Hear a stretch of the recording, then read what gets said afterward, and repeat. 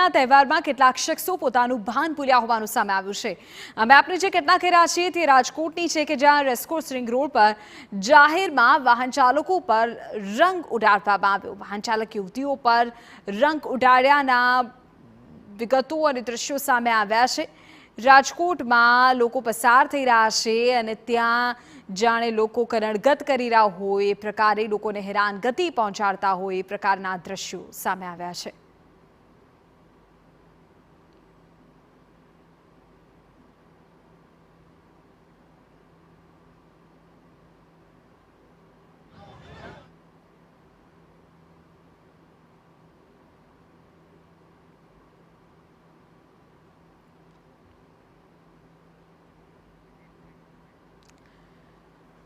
મોહિત ભટ્ટ અમારા સંવાદદાતા વધુ જાણકારી આપી રહ્યા છે। મોહિત, આ ઘટના ક્યાંની છે, કયો વિસ્તાર છે રાજકોટનો, પૂરી વિગત?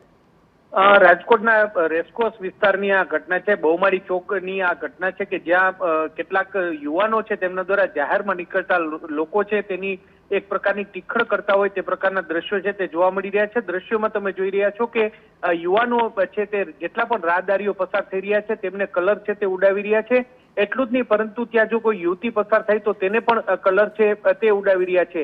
એક તરફ રાજકોટ પોલીસ કમિશનરનું જે જાહેરમાં રંગો ન ઉડાડવા માટેનું એક જાહેરનામું છે, એટલું જ નહીં, પરંતુ આ વખતે આ પ્રકારની કોઈ ટીખળ ન કરે તે માટે પોલીસનો બંદોબસ્ત છે તે પણ ગોઠવવામાં આવ્યો હતો। પરંતુ દ્રશ્યો પરથી સ્પષ્ટપણે જોઈ શકાય છે કે કેટલાક યુવાનો છે તે આ કાયદાનું જાણે કે ડર ન હોય અને તે રીતે જે અહીંથી પસાર થતા રાહદારીઓ છે તેને પરેશાન છે તે કરી રહ્યા છે, તેને કલર છે તે ઉડાવી રહ્યા છે ને એક પ્રકારે નિયમનો ભંગ કરી રહ્યા છે। એટલું જ નહીં, પરંતુ લોકોની પણ પજવણી કરતા હોય તેવું સ્પષ્ટપણે લાગી રહ્યા છે અને આનો આનંદ પણ તેઓ લઈ રહ્યા હોય તેવું પણ અત્યારે વિડીયો છે તેમાં જોઈ શકાય છે। જી બિલકુલ મોહિત, પ્રશ્ન એ છે કે શું તમે માત્ર પોતાના મિત્રો સાથે હોળી ન રમી શકો? બીજા લોકોને હેરાન કરવાની કે કનડગત કરવાની શું જરૂર છે? જાહેરનામું તો છે જ, પરંતુ જો એ ન હોય તો પણ એ બાબતની સમજ ચોક્કસપણે હોવી જોઈએ।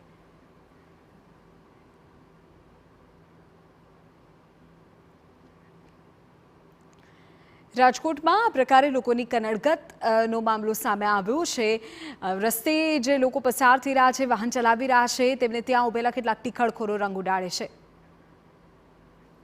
ફોન લાઈન પર રાજકોટના ધારાસભ્ય ડોક્ટર દર્શિતા શાહ આપણી સાથે ફોન લાઈન પર જોડાઈ ગયા છે। દર્શિતાબેન, સૌથી પહેલા તો ધૂળેટીની આપને શુભકામનાઓ, પરંતુ જે રાજકોટથી દ્રશ્ય આવ્યા છે તે દ્રશ્ય ચોક્કસ એ વિચાર કરવા પ્રેરે છે કે આખરે શા માટે લોકોને કનડગત કરવી, શા માટે લોકોને હેરાન કરવા?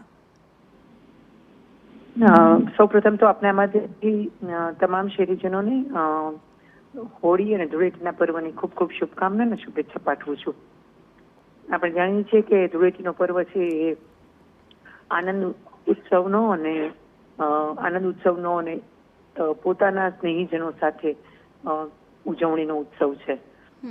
એમાં ક્યારેય કોઈ આવા ઈરાદાથી કામ કરતા હોય તો સવારે હું પણ આ જગ્યાએથી નીકળી હતી અને ત્યાં પોલીસનું તંત્ર પણ ત્યાં હાજર જ હતું અને જે કોઈ પણ આવી રીતે કોઈને હેરાન કરતા હોય તો એને એ લોકો ત્યારે ને ત્યારે જ સમજાવતા હતા અને એવું ન કરવા માટે થઈને એમને સૂચના પણ આપતા હતા।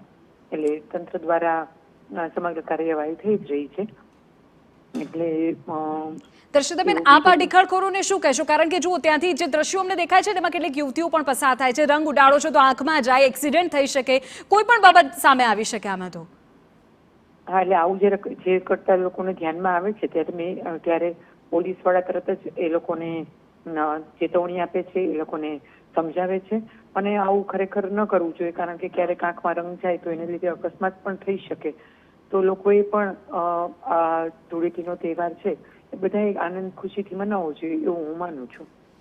અને દર્શિતાબેન, જાહેરનામું પણ છે ને, આ તો જાહેરનામાનું પણ સીધી રીતે ઉલ્લંઘન છે।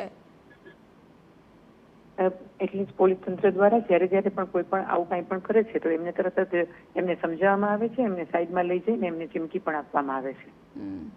એક ધારાસભ્ય તરીકે દર્શિતાબેન, આપ શું કહેશો? જે દર્શકો તમને જોઈ રહ્યા છે ત્યારે એમને શું કહેશો? કારણ કે પોલીસ તો કરી જ રહી છે કામ, તમે જે પ્રકારે કહું। આપના માધ્યમથી હું દરેક લોકોને એ જ કહેવા આપીશ કે આ તહેવાર ઉજવણીનો તહેવાર છે, ઉત્સાહનો અને આનંદ ઉમંગનો તહેવાર છે અને ત્યારે આપણે કોઈને પણ નડતરરૂપ ન થવું જોઈએ, કોઈને પણ પરેશાનરૂપ ન થવું જોઈએ। આવી કોઈ પણ જાતની ટીખણી કરવાનો આપણો ઈરાદો હોય તેવું કોઈ લોકોએ ન કરવું જોઈએ। એવું આપના માધ્યમથી હું જાહેર જનતાને વિનંતી કરું છું. આભાર દર્શિતાબેન, અમારી સાથે જોડા બદલ. તો ધારાસભ્ય ખુદ વિનંતી કરી રહ્યા છે કે આ પ્રકારની ટીખળ ન કરવી, એ કોઈ અકસ્માત પણ નોતરી શકે છે, કોઈને હેરાન ન કરવા, અને જે લોકો આ પ્રકારની ટીખળખોર પ્રવૃત્તિ કરે છે તેમને સતત રાજકોટમાં પોલીસ સમજાવી રહી છે એવું પણ ધારાસભ્યનું કહેવું છે. પરંતુ આ દ્રશ્યો જે સામે આવ્યા છે એ સવાલો ઉપજાવનારા તો ચોક્કસ છે.